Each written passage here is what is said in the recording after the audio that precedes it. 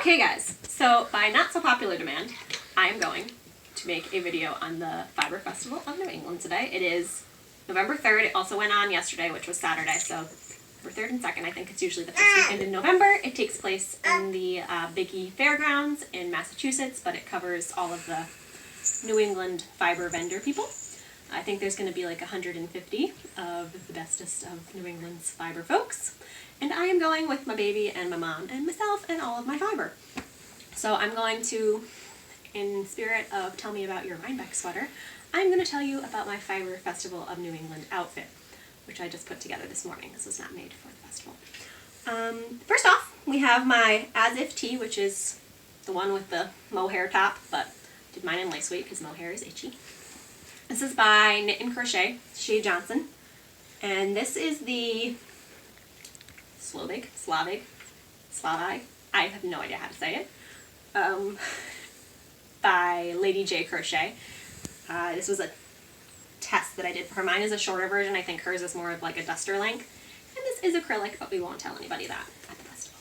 I've realized there's a huge lack in cozy long sleeve crochet and knit items in my winter wardrobe, which you'd think, being a crochet designer and a knitter, that I would have more of these, but I usually like 3/4 length things, so a lot of my makes are short sleeve or 3/4 length, but because it's going to be chilly outside today and I don't know how warm that building is going to be, we're wearing this.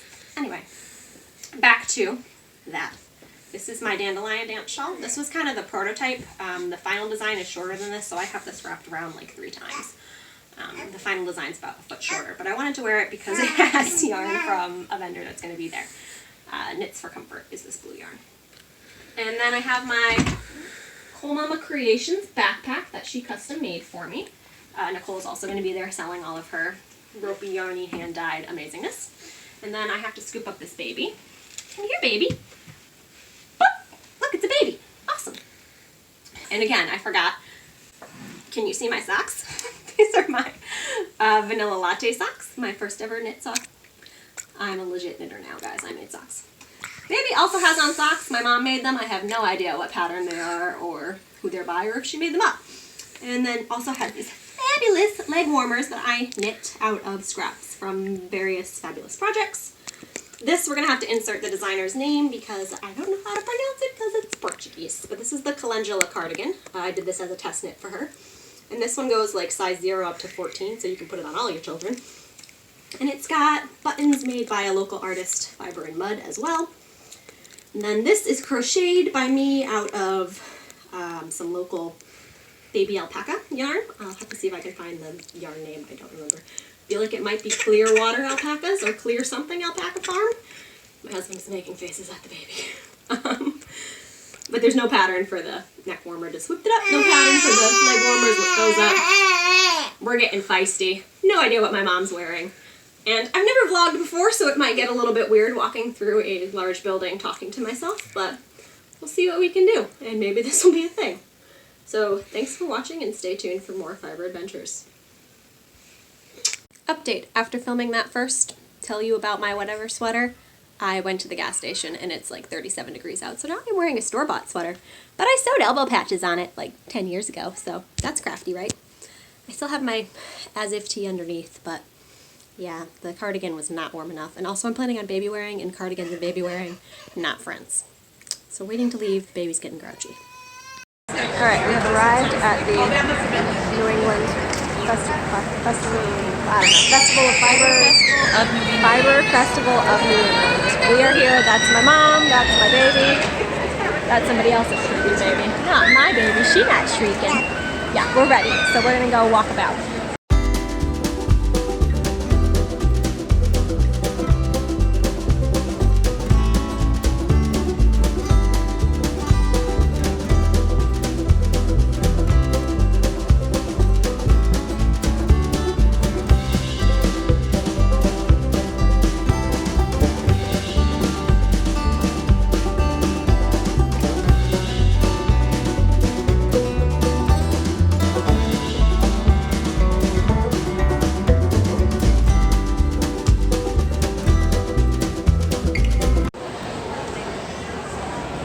Floofy, guys. We don't spin, but we want to. So delightful. I love alpaca.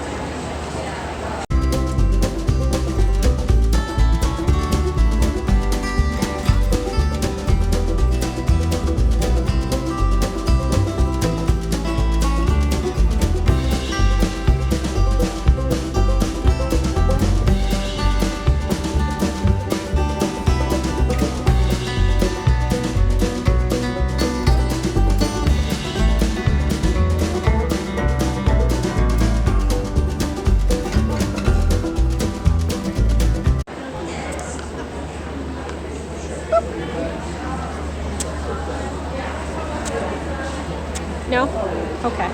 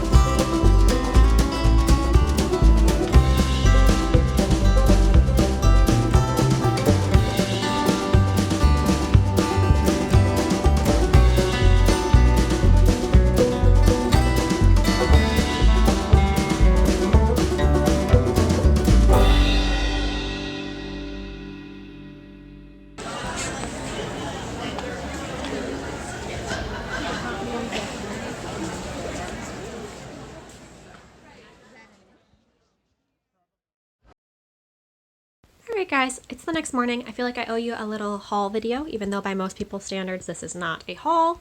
I am not an impulse shopper in any area of my life. I don't buy things just because they're pretty or they speak to me at the moment. I like to have a plan, especially with yarn, especially if it's going to be hand dyed. Really special yarn because it is expensive and I am very frugal, I guess. But if I don't have a pattern in mind, I'm not going to purchase a large amount of yarn. And I think going in next year, I would maybe pay better attention to the vendor list and look up some people ahead of time and kind of have a shopping list of what I want. I don't know that I could do Rhinebeck. It might just overwhelm and kill me. So I'm not a shopper. And like I said, I was very overwhelmed by just this. But this is the stuff I got. I will try and link the vendors that I remember the names of below in the down bar. So in no particular order.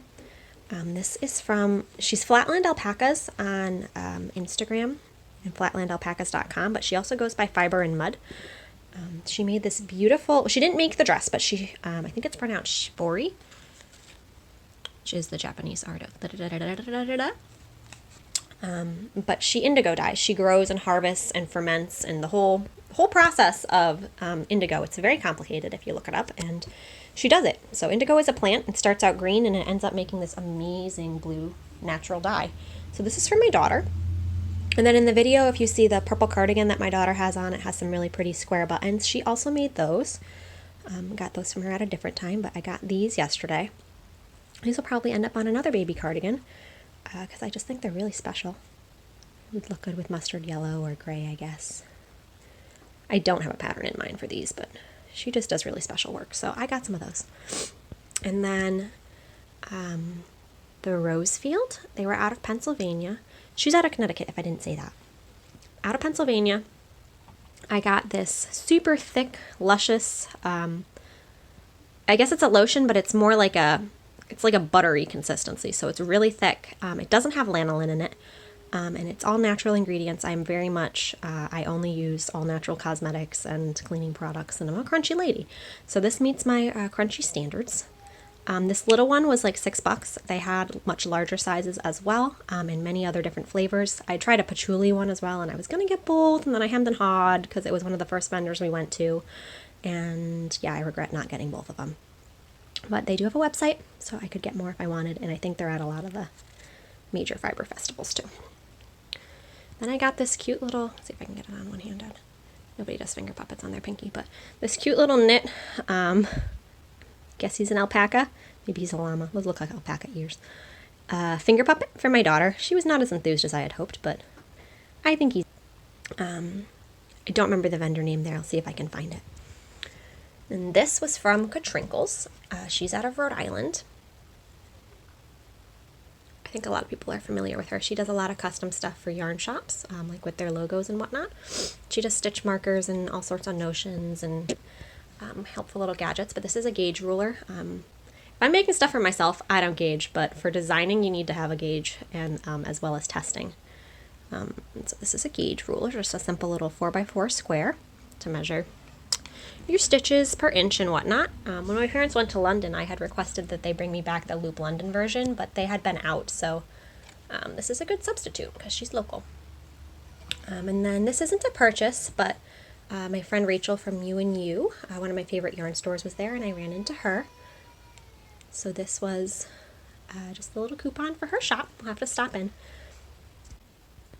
And then I also got, this is my only yarn purchase for the day. This is from Once Upon a Corgi. I wanted to take a picture with Gabby, but I had just gotten my daughter to fall asleep in that wrap that you see me wearing, and I didn't want to disturb the slumber because daylight savings time, and we had an event the day before, and she was just sleep deprived. So got this one little mini. I love minis. I never know quite what to do with them, but they're really good for scrappy projects like my daughter's leg warmers, or, you know, toes and cuffs of socks and whatnot. And I love a good gray. It's got really pretty pops of green and kind of a pinky hue in there as well. So I really like that. Gabby's out of Connecticut. She also has a podcast. I'll link her all below. She has a couple colorways with Isaac names. I'm not really sure what the story is there, but this is her Earl Grey Isaac. This is my only yarn purchase of the day. Then I got this cute little ball of floof. He's made out of alpaca hair, fur, alpaca, whatever. Alpaca floof. Really sweet, really fluffy. He's a penguin, which is kind of random for an alpaca creature, but my husband's favorite animal is penguins, so I thought it would be cute for my daughter. Super soft. Really love him.